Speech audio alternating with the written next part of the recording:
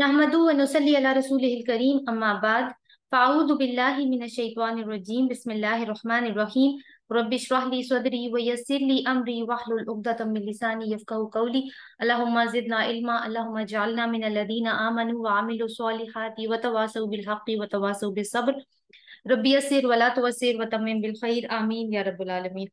Recap ले लेते हैं क्योंकि हमने लास्ट टाइम वैसे तो मौत और जिंदगी के और जो मेन थीसिस चल रहा था पिछला वो तो यही था कि अल्लाह ताला के इनका दोस्त होता है और फिर जब जो अहले ईमान अल्लाह के दोस्त हो जाते हैं फिर उनको क्या किस तरह से अल्लाह ताला प्रोटेक्ट करता है और किस तरह से वो लोग जो है वो फियरलेस हो जाते हैं। लेकिन एक और मजमून हमने स्टार्ट किया था 261 आयत नंबर से लेके और 265 तक कवर किया था जो कि इन्फाक फी सबीलिल्लाह के बारे में था। तो अभी आज भी जो हम आयत पढ़ेंगे वो इसी के बारे में है, तो उसी का रीकैप मेनली मैं कर रही हूँ यहाँ पर। कि इन्फाक फी सबीलिल्लाह को हमने फर्क किया था सदकात में और इन्फाक फी सबीलिल्लाह में। वो माल वो रिस्क जो रसूल अल्लाह सल्लल्लाहु अलैहि वसल्लम के मिशन की तकमील के लिए खर्च हो वो इन्फाक फी सबीलिल्लाह कहलाएगा। इसका अजर अल्लाह ताला के यहाँ इतना है कि हम इसको दुनिया के मैथ्स के साथ कैलकुलेट नहीं कर सकते। अल्लाह ताला ने रफली एक मिसाल हमें जरूर दी है कुरान पाक में, जैसे दाना है, उससे एक पौधा निकलता है, पौधे को 7 बालियां लगती हैं और 7 बालियों में हर बाली में 100 दाना है। तो ये एक रफ कैलकुलेशन है, ये इंसानों को मोटिवेट करने के लिए, अहले ईमान को मोटिवेट करने के लिए कि कितना अजर है इस चीज का कि जब हम इन्फाक फी सबीलिल्लाह करते हैं। लेकिन अगर इन्फाक करना है तो साथ दो काम नहीं करने। नंबर वन, एहसान जताना, यानी देकर एहसान जताना, और दूसरा ये है कि जिसको दिया है उसको अजियत देना, उसकी इज्जत नफ्स को मजरूह करना। वरना क्या होगा कि सदकात बातिल हो जाएंगे। माल सिर्फ अल्लाह की रजा के लिए खर्च करना होगा। अगर ऐसा नहीं किया और नियत किसी और चीज की है तो ये फिर रियाकारी के जुमरे में आ जाएगा जिसका कोई फायदा नहीं है आखिरत में। और क्योंकि अहम चीज जो हमने लास्ट सेशन में पढ़ी थी वो ये है कि रियाकारी क्या है, ये शिर्के असगर है। यानी शिर्के जली तो नहीं है लेकिन शिर्के असगर है, इंसान को मालूम भी नहीं होता कि वो शिर्क कर रहा है, लेकिन एक इंतहाई आप कहें कि सोचने का मकाम है और इससे बचने की भी जरूरत है। आज हम इंशाल्लाह स्टार्ट करेंगे आयत नंबर 266 सूरतुल बकरा, और यही मजमून चल रहा है। अल्लाह ताला यहाँ पे क्या फरमा रहे हैं हम ये देखते हैं। अयवद्दु अहदुकुम अन तकून लहू जन्नतुम मिन नखीलिन व अनाब तजरी मिन तहतिहल अनहार। क्या तुम में से कोई ये चाहता है कि उसके लिए एक खजूरों और अंगूरों का बाग हो जिसके नीचे नहरें बहती हों। लहू फीहा मिन कुल्लि तमरात, और इसके लिए इसमें हर तरह के फल हों। व असाबहुल किबरु व लहू दुर्रियतुन दुअफा, और उसको बुढ़ापा पहुंचे और उसकी औलाद कमजोर हो। फ असाबहा ईसारुन फीही नारुन फहतरकत, फिर उसे पहुंचे एक बगोला जिसमें आग हो, बस वो जल जाए। कदालिका युबय्यिनुल्लाहु लकुमुल आयाति लअल्लकुम ततफक्करून, इसी तरह अल्लाह ताला वाजे करता है तुम्हारे लिए अपनी आयात को ताकि तुम गौर व फिक्र करो। गौर व फिक्र क्या करो कि ये जो जितनी भी मिसालें हमें अल्लाह ताला ने दी हैं यहाँ पे, क्योंकि पीछे भी हमने देखा कि एक तमसील का अंदाज था जिसमें बात हो रही थी, तो यहाँ पे एक तो ये कि बामहावरा तर्जुमा हम देख लेते हैं जो कि एक पूरी तस्वीर कशी कर दे कि अल्लाह ताला क्या कह रहे हैं। क्या तुम में से कोई ये पसंद करता है कि इसके पास एक हरा भरा बाग हो, नहरों से सैराब, खजूरों और अंगूरों और हर किस्म के फलों से लदा हुआ, और वो ऐन उस वक्त एक तेज बगोले की जद में आकर झुलस जाए जबकि वो खुद बूढ़ा हो और इसके कम सिन बच्चे अभी किसी लायक ना हो। इसी तरह अल्लाह अपनी बातें तुम्हारे सामने बयान करता है, शायद कि तुम गौर व फिक्र करो। तो यानी तुम ये पसंद नहीं करते। अब पिक्चर तो हमें क्लियर हो गई है ना कि एक बाग है और ऐसा बाग अल्लाह ताला ने मंजर कशी की है कि जो एक आइडियल सिचुएशन है वो उसके अंदर नजर आ रही है। नाम भी इस बाग, क्योंकि जन्ना जो है वो बाग को ही कहते हैं, तो जन्ना का ही लफ्ज इस्तेमाल हुआ। और आप देखें कि जब नहरें बह रही हैं तो इसका मतलब है कि इंसान को उसको पानी देने के लिए कोई खास एफर्ट नहीं करनी पड़ रही। ये इंतजाम अल्लाह ताला ने खुद ब खुद किया हुआ है उसके लिए कि वो पानी बह रहा है। जो नहरी जमीनें होती हैं वो ज्यादा अच्छा फल लेकर आती हैं, तो वो बाग इसी ऐसी ही लोकेशन में है। लेकिन हुआ क्या कि जिस शख्स ने वो बाग लगाया था अब वो इस उम्र के हिस्से में पहुंच गया है कि वो बूढ़ा है और उसके बच्चे बहुत छोटे हैं। यानी जब इंसान बूढ़ा होता है तो उसके अगर उसको किसी चीज में लॉस हो जाए या कोई उम्र भर की पूंजी लुट जाए किसी वजह से, तो अगर वो बूढ़ा है तो जाहिर है उसके अंदर इतनी एनर्जी नहीं है, इतनी ताकत नहीं है, इतना हौसला और जोश और वलवला नहीं है कि वो उसको नए सिरे से खड़ा कर सके।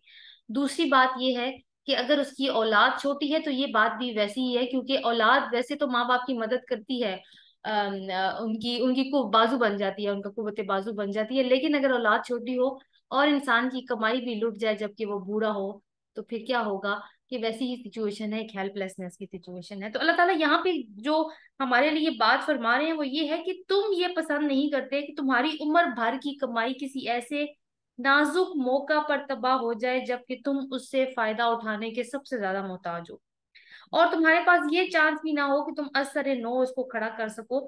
तो तुम ये बात किस तरह से पसंद कर रहे हो कि दुनिया में इतनी मुद्दत काम करने के बाद आखिरत की जिंदगी में तुम ऐसे कदम रखो कि वहां पहुंचकर तुम्हें मालूम हो कि पूरे का पूरा जो जिंदगी में दुनिया में काम किया था उसकी कोई वैल्यू ही नहीं है। जो कुछ तुमने कमाया था वो यहाँ पे आगे नहीं आया, बस वहीं पे रह गया, वहीं पे खत्म हो गया। आखिरत के लिए कुछ कमा के लाए ही नहीं। अब एहसास हुआ है जब यहाँ पर पहुंच कर अगली दुनिया में, तो अब तो कोई मौका नहीं है कि तुम अपनी उस बाग को या अपनी तुम जो अमाल तुमने अच्छे वाले करने थे उनको तुम दोबारा यहाँ पे कर सको जिनकी कोई वैल्यू हो। क्योंकि आखिरत के लिए काम करने का मौका आखिरत में नहीं है बल्कि वो दुनिया ही के अंदर है वो मौका।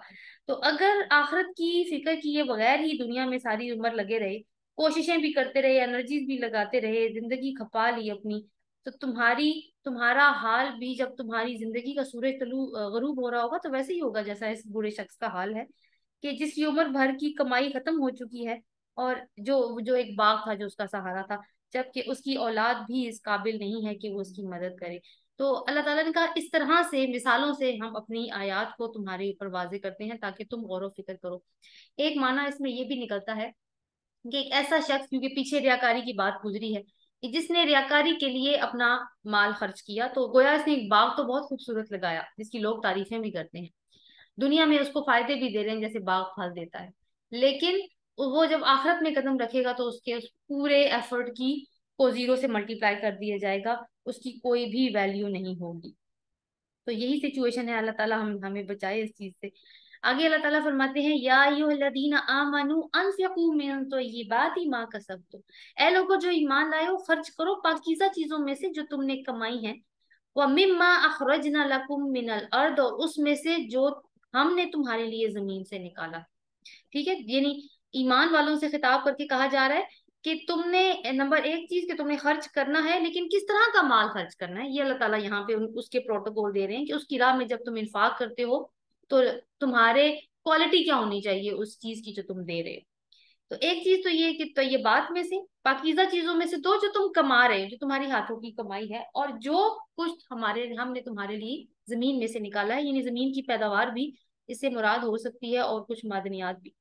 वला तयम्ममुल खबीथा मिन्हु तुनफिकून, और तुम नापाक का इरादा ना करो जिसमें से तुम खर्च करते हो। वलस्तुम बिआखिदिही इल्ला अन तगमिदू फी, हालांकि तुम उसे लेने वाले नहीं हो इल्ला ये कि तुम उससे चश्मपोशी इख्तियार करो।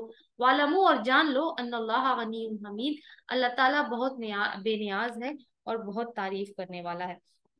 तो पहला हिस्सा देखिए, या अय्युहल्लज़ीना आमनू अनफिकू मिन तय्यिबाति मा कसबतुम, कि ए लोगो जो ईमान लाए हो खर्च करो पाकीज़ा चीजों में से जो तुमने कमाई है। तो दो बातें अल्लाह ताला ने कौन सी फरमाई, नंबर वन खर्च करो, और नंबर दो जो पाकीज़ा रिस्क तुमने कमाया है उसमें से खर्च करो।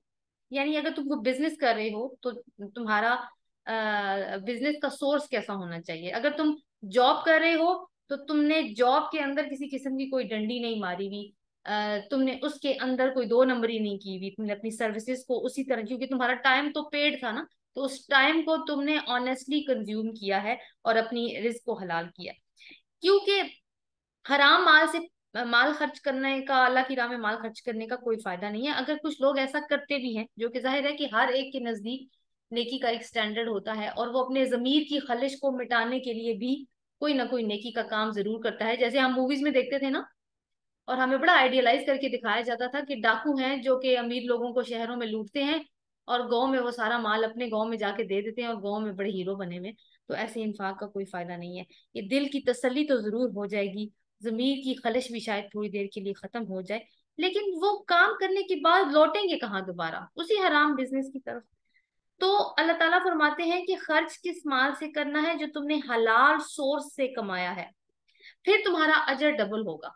एक तो ये कि तुमने हलाल माल खर्च किया है, कमाया है, और दूसरा ये कि फिर उसमें से खर्च भी किया है।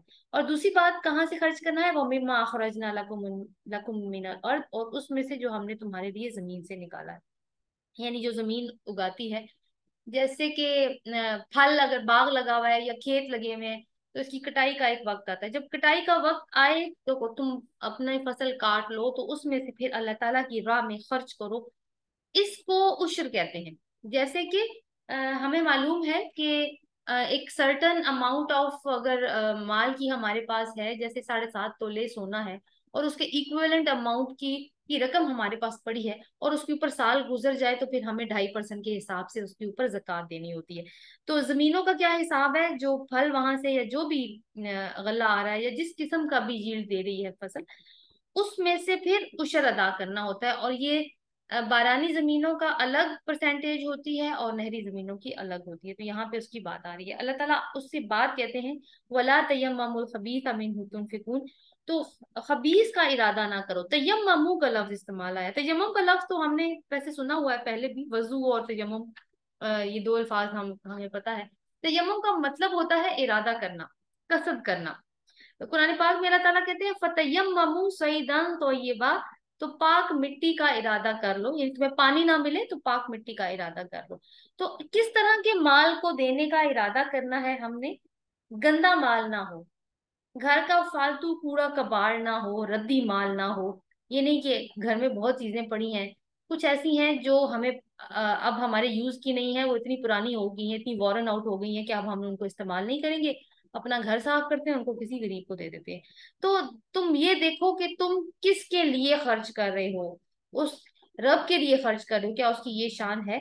और दूसरी तरफ अपने आप को जरा अभी तो तुम्हें देने की तलकीन की जा रही है ना, जरा अपने आप को, टेबल को टर्न करो और दूसरी तरफ जाके बैठो, और जरा थोड़ी देर के लिए इमेजिन करो कि तुम वो माल लेने वाले हो, तो तुम्हारा क्या हाल होगा।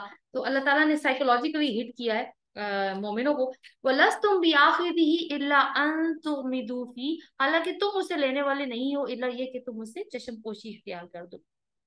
यानी इस चैरिटी को जो तुम खर्च करते हो, अगर तुम्हें ये माल मिले, ये खराब चीजें मिले, तो तुम इनको कभी भी नहीं लेना चाहोगे, इल्ला ये कि तुम अपनी आंखें बंद कर दो और ऐसा प्रिटेंड करो जैसे तुमने कुछ नहीं देखा। तो यहाँ पे क्या है कि अल्लाह ताला एक मयार बता रहे हैं कि तुमने किस तरह का माल अल्लाह की राह में खर्च करना है। सूरत आले इमरान में इसकी मजीद तफसील आएगी, और अल्लाह ताला वहां फरमाते हैं, लन तनालुल बिर्रा हत्ता तुनफिकू मिम्मा तुहिब्बून, तुम नेकी को हरगिज नहीं पहुंच सकते यहाँ तक कि तुम अपने उस माल में से खर्च करो जिसे तुम पसंद करते हो। तो पसंद की चीजों में से खर्च करना है, फालतू मालों में से खर्च नहीं करना घर की सफाई करने के लिए। आगे अल्लाह ताला कहते हैं, वालमू, और जान लो, अन्नल्लाह गनियुन हमीद, बेशक अल्लाह ताला बहुत नियाज है और बहुत तारीफ करने वाला है। यानी अल्लाह ने तुम्हारी चैरिटी का कुछ नहीं करना, वो तो गनी है खुद, और ना इसे तुम्हारी तारीफों की जरूरत है, क्योंकि वो खुद हमीद है। कोई उसकी तारीफ करे ना करे, वो अपनी जात में खुद महमूद है। जो कुछ तुम करोगे वो तुम अपनी जात के लिए करोगे, अपने फायदे के लिए करोगे। यानी जो अल्लाह ताला खुद आला दर्जे की सिफात रखता है, एक एक अगर हम इसको इस तरह हवाले से देखें कि अल्लाह ताला जिसमें जो बहुत बुलंद सिफात का मालिक है, वो बुरे और साफ रखने वालों को पसंद नहीं कर सकता, क्योंकि अल्लाह ताला खुद फयाज है, खुद अपनी नेमतों की बारिश कर रहा है अपनी मखलूक के ऊपर। तो किस तरह मुमकिन है कि वो ऐसे लोगों से मोहब्बत करे जो गिरे हुए अखलाक के हों, छोटे दिल वाले हों, बखील हों, कम हौसला हों। तो इस तरह से नहीं है। आगे हम देखते हैं कि जब हम खर्च करने लगते हैं ना, तो कुछ रुकावटें आ जाती हैं हमारे रास्ते में। वो रुकावटें क्या हैं, उनका जिक्र किया जा रहा है बहुत डिटेल के साथ। अल्लाह ताला ने कुरान पाक में ये सब्जेक्ट हमारे लिए इंफाक फी सबीलिल्लाह क्लियर किया है। अश-शैतानु याइदुकुमुल फ़क्र व यामुरुकुम बिल फ़हशा, शैतान तुम्हें फक्र से डराता है और तुम्हें बेहयाई का हुक्म देता है। इसमें अल फक्र और बिल फ़हशा को अंडरलाइन करना है। यानी शैतान तुम्हें किस चीज से डराता है, फुकर से, और तुम्हें बेहयाई का हुक्म देता है। हमने फकर और फहशा के अंदर क्या उसका कनेक्शन है वो फाइंड आउट करना है। वल्लाहु याइदुकुम मगफिरतम मिन्हु व फज़ला, और अल्लाह वादा करता है तुमसे अपनी तरफ से बख्शिश का और फजल का। मगफिरतन और फजला, इसकी भी हमने कनेक्शन फाइंड आउट करनी है। तो ये दोनों अल्फाज का पेयर यहाँ पे आ जाएगा। वल्लाहु वासिउन अलीम, और अल्लाह ताला बहुत वसअत वाला है, खूब जानने वाला है। तो शैतान की यहाँ पे बात आई है, और हम बड़े अच्छे तरीके से जानते हैं कि शैतान कौन है और उसका क्या मोटिव है। जब हम अल्लाह के रास्ते में कुछ खर्च करने का इरादा करते हैं तो क्या होता है, शैतान वसवसे डालने लगता है। कैसे? अभी तो घर की फलां जरूरत पड़ी है, अभी तो बेटी की शादी करनी है, अभी तो बच्चे पास हुए हैं, उनके नया यूनिफॉर्म और नई किताबें खरीदनी है, अभी तो खानदान वालों की दावत करनी है, ईद आ रही है, बच्चों के नए कपड़ों का इंतजाम करना है, बहुत सारी चीजें, बच्चे का एडमिशन कराना है, नए नए उसकी नई यूनिवर्सिटी के बड़े वो हैं, बच्चे को बाहर भेजना, तो बहुत सारी चीजें आ जाती हैं। ये क्या है सारे, ये शैतान इंसान के अंदर वसवसे डाल रहा है और रुकावटें खड़ी कर रहा है जब इंसान ये इरादा करता है कि वो अल्लाह की राह में खर्च करे। अगर तो इंसान उस वसवसे में आ जाता है तो इसका मतलब क्या होगा कि इसने अपना कंट्रोल शैतान के हाथ में दे दिया। अब जब कंट्रोल उसने अपना दे दिया है शैतान के हाथ में, तो अब वो शैतान का तो शिकार बन चुका है, आसान शिकार। आखिरकार वो इंसान से वो आखिरकार वो क्या करवाएगा इंसान से, फोहिश काम, बिलफाहशाई। तो हमें मालूम है कि जब पहला वसवसा उसने डाला था किस इंसान के अंदर, हजरत आदम अलैहिस्सलाम और हजरत हव्वा अलैहिस्सलाम के अंदर। और उस वसवसे का नतीजा क्या हुआ था, जब अल्लाह ताला ने कहा था इस दरख्त के पास ना जाना, और वो चले गए थे और फिर उन्होंने वो फल खा भी लिया था, तो नतीजा क्या हुआ था उसका, कि उसने उन दोनों के कपड़े उतरवा दिए थे, एक दूसरे के सामने एक्सपोज कर दिया था और शर्मगाहें वाजे कर दी। यानी कहाँ पे उसने जाके चोट लगाई थी, इंसान की मॉडेस्टी के ऊपर, उसकी हया के ऊपर। और अल्टीमेटली उस वो हया के ऊपर ही चोट लगाता है, और वो हर इंसान को बेहया और फहशा की तरफ लेकर जाता है। और आज हमें नजर भी आ रहा है ये सब कुछ होते हुए। आप देखिए कि जितनी हया से हम दूर होते हैं उतने ही हम मॉडर्न कहलाते हैं। तो साथ साथ चीजें जो हैं वो उनको मुजयन भी कर करके दिखा रहा है। तो ये चीजें देखिए कि किस क्या कनेक्शन बना बीच में फकर का और फाहशा का। वैसे हम देखें तो हमें इन दोनों का कोई कनेक्शन ऑन द आउटसाइड नजर नहीं आता। लेकिन अल्लाह ताला किस चीज का वादा करते हैं, ये तो शैतान की तरफ से एक बात है कि वो किस चीज के वादे कर रहा है। अल्लाह ताला किस चीज का वादा करते हैं, मगफिरत का और फजला अपनी तरफ से। मगफिरत और फजल का क्या ताल्लुक है, हमें पता है कि जब कोई गलती हो जाए तो अल्लाह ताला ने हमें कुरान में ही बताया है कि सय्यात को हसनात से दूर करने की कोशिश करो। तो सदका करने से गुनाहों का कफारा अदा हो जाता है। मजीद इस पर यह कि अल्लाह ताला इस माल को जो खर्च किया गया है इसके उसी के रास्ते में उसको अपने पास बढ़ाता है, नशो नुमा देता है। और इसकी मिसाल हमने पिछले सेशन में पढ़ी, वही दाने की मिसाल कि एक दाना फिर 100 दानों में किस तरह से कन्वर्ट होता है। दुनिया में भी अल्लाह ताला रिस्क में इजाफा करता है, और क्या है कि फिर आखिरत में अजर भी देगा और फजल भी देगा। अजर और फजल में क्या फर्क है, अजर तो उतना ही है, जितना जितना काम किया, जितना अमल किया उसके मुताबिक बदला मिल गया। यानी कोई एक अच्छा काम किया, उतनी एक अच्छी आपको अल्लाह ताला ने जजा दे दी।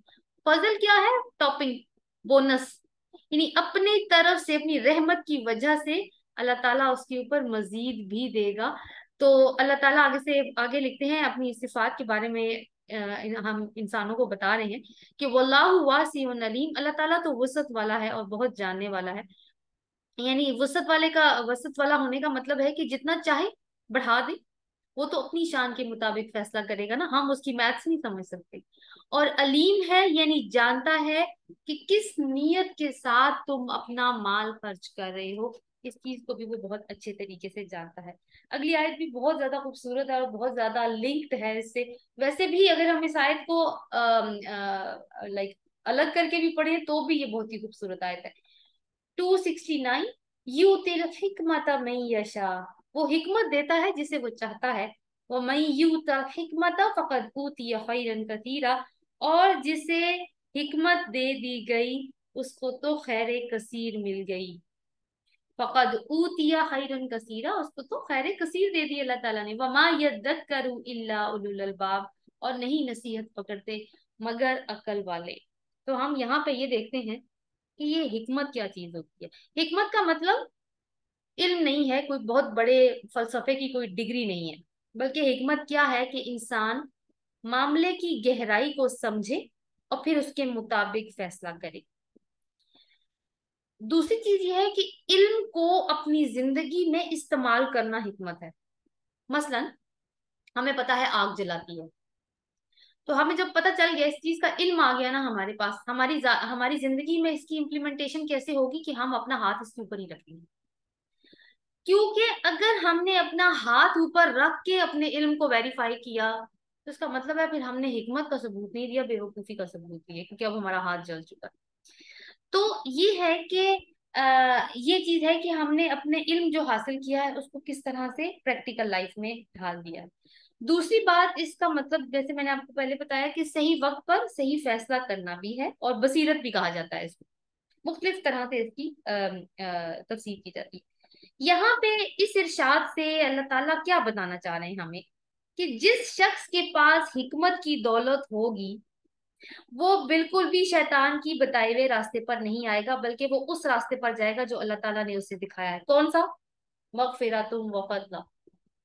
वो फकर और फहशा के रास्ते पर नहीं जाएगा, क्योंकि शैतान के जो पैरोकार हैं वो बड़े होशियार और अक्लमंद बनते हैं ना, कि हमने तो बड़ी दौलत जमा कर ली और हमने उसे संभाल संभाल कर रखा है, हर वक्त मजीद कमाई कर करके हम उसमें ऐड ऑन किए जा रहे हैं। लेकिन ऑन द अदर हैंड, जिन लोगों को अल्लाह ताला ने हिकमत का नूर दे दिया है, उनकी नजर में ये इंतहाई बेवकूफी वाली बात। क्या? पैसे जमा करना और फिर उनको गिन गिन के रखते रहना। उनके नजदीक जो जो हिकमत है, उनके नजदीक ये है कि आदमी जो कुछ कमाए, अपनी जरूरियात को पूरा करने के बाद उसको फिर भलाई के कामों में, अल्लाह ताला की राह में खर्च कर दे।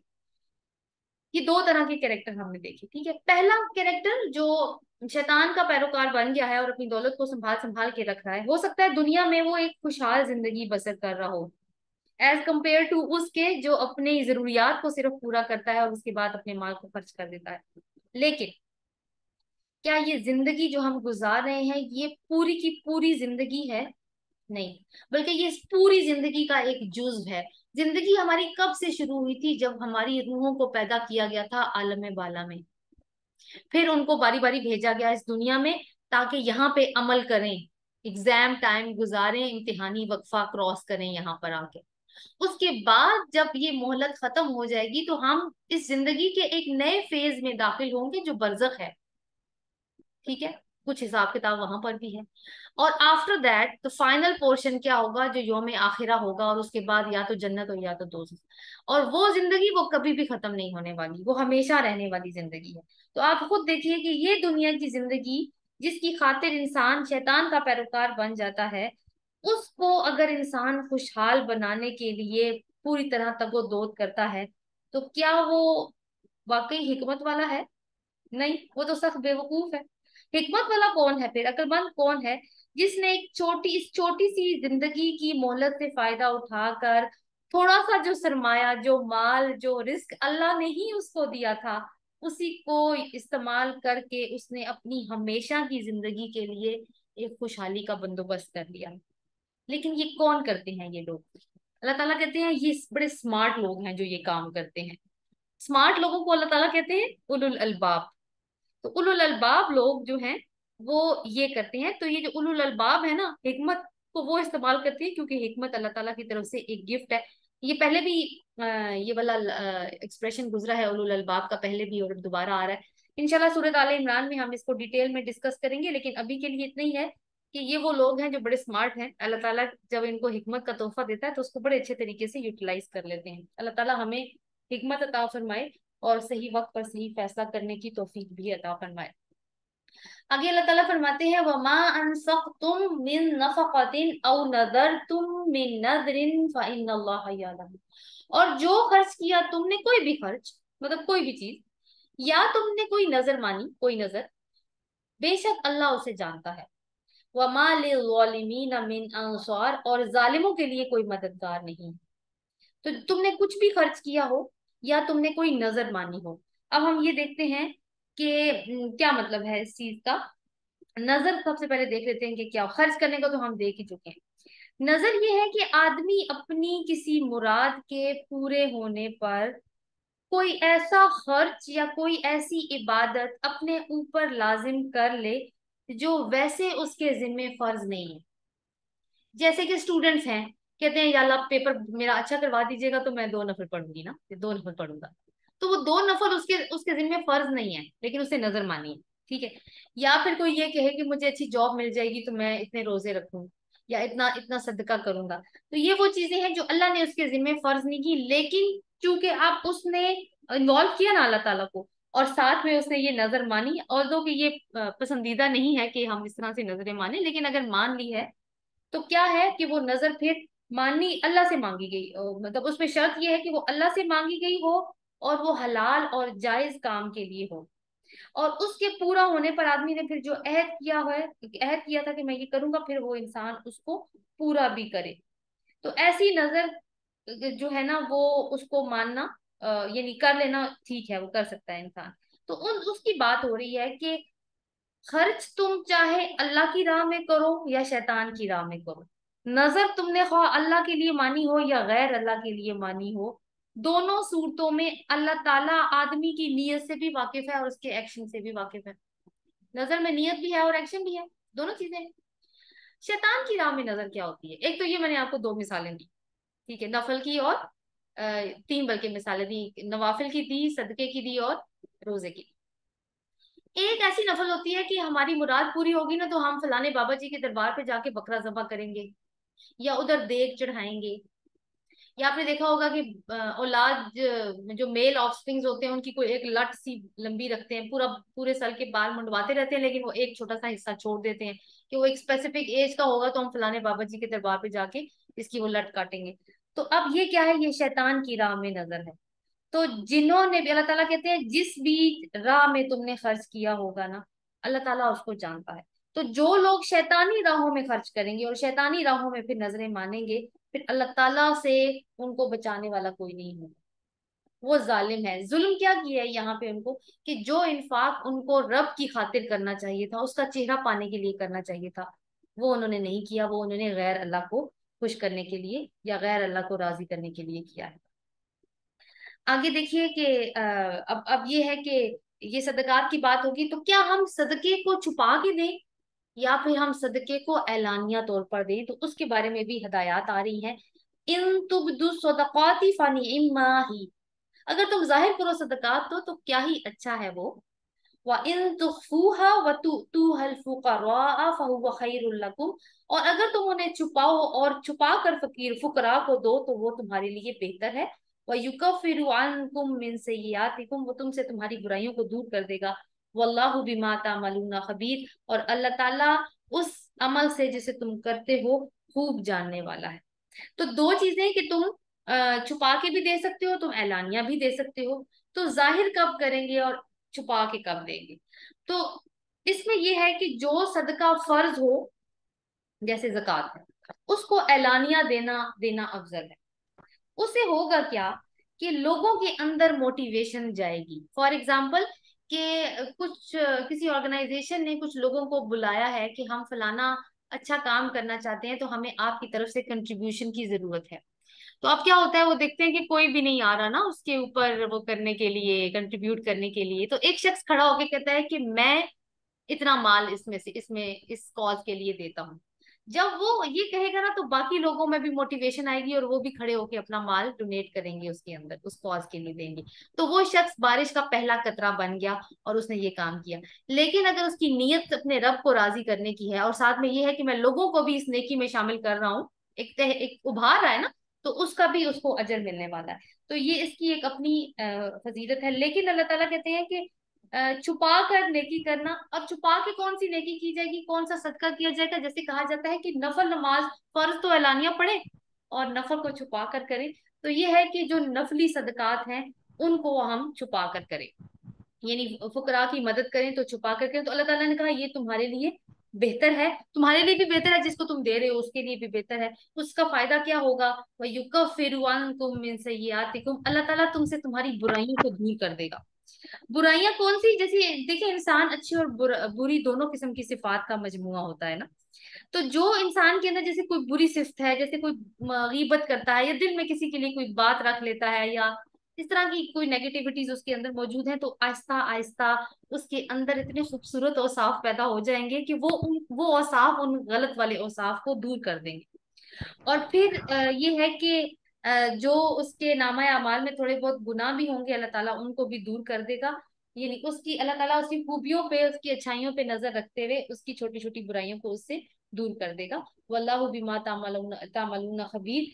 और अल्लाह ताला जानता है, उससे बाखबर है जो तुम अमल करते हो। एक हदीस में कोट करूंगी इस सिलसिले में, जो सदका छुपा कर किया जाता है, कि रसूल अल्लाह सल्लल्लाहु अलैहि वसल्लम ने फरमाया कि 7 लोग कयामत के दिन अर्श के साए के नीचे होंगे, उस दिन जब कोई और साया नहीं होगा। और उनमें से एक शख्स वो होगा जो छुपा कर सदका देता होगा।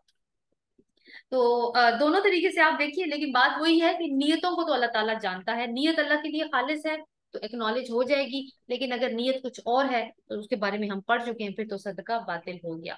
लईसा अलैका खुदाहुम वलाकिन अल्लाह यहदी मन यशा। नहीं है आपके ऊपर कि आप उन्हें हदायत दें, लेकिन अल्लाह ही है कि वो हदायत देता है जिसे चाहता है। वमा तुनफिकू मिन खैरिन फली अनफुसिकुम।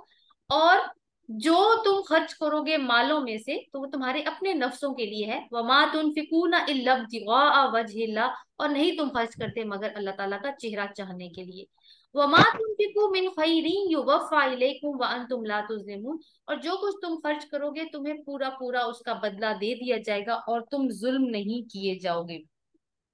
ये आयत नाजिल हुई, अब आप देखें इंफाक का जिक्र करते करते उसके प्रोटोकॉल्स बताते बताते अल्लाह ताला ने एकदम से हदायत की बात की है, और रसूलुल्लाह से कह रहे हैं कि हदायत दे, आप हदायत नहीं दे सकते, वो अल्लाह ताला का काम है कि वो हदायत दे। तो क्या करो, अपना माल खर्च करो, वो तुम जो भी करोगे अपने नफ्सों के लिए खर्च करोगे, और चेहरा अल्लाह ताला का चेहरा पाने के लिए करोगे। तो इब्तदा में क्या हुआ था कि मुसलमान जो थे वो अपने गैर मुसलमान रिश्तेदारों की जो मदद करने के लिए ना थोड़ा सा तामुल करते थे, यानी थोड़ा सा उनको होता था कि हम सिर्फ मुसलमानों ही की मदद करें। किसी का माइक अनम्यूट नहीं है, उसकी आवाज आ रही है, प्लीज देखिएगा, माइक म्यूट कर दें। अच्छा जी, तो क्या करते थे, मुसलमान समझते थे कि सिर्फ मुसलमानों ही की मदद करनी चाहिए, क्योंकि जाहिर है टाइम ऐसा था कि डिवाइड हो चुके थे खानदान भी आपस में। खानदान के आधे लोग मुसलमान हैं, आधे मुसलमान नहीं है। तो उनका ये ख्याल था कि सिर्फ इन्फाक फी सबीलिल्लाह में वही वही कैटेगरी आएगी कि मुसलमानों के ऊपर खर्च करना। तो इस आयत में अल्लाह ताला ने उनकी ये गलत फहमी दूर की है।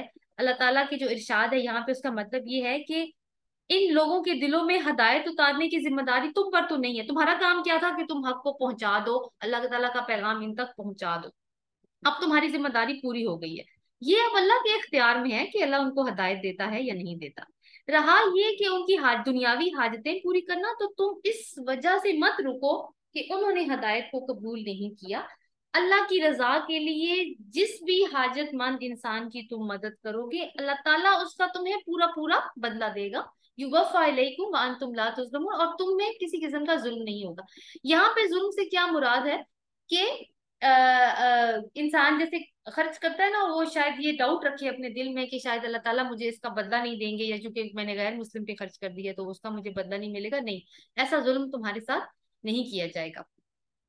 आगे अल्लाह ताला फरमाते हैं, लिल फुक़राइल्लज़ीना उहसिरू फी सबीलिल्लाहि ला यस्ततीऊना दरबन फिल अर्द।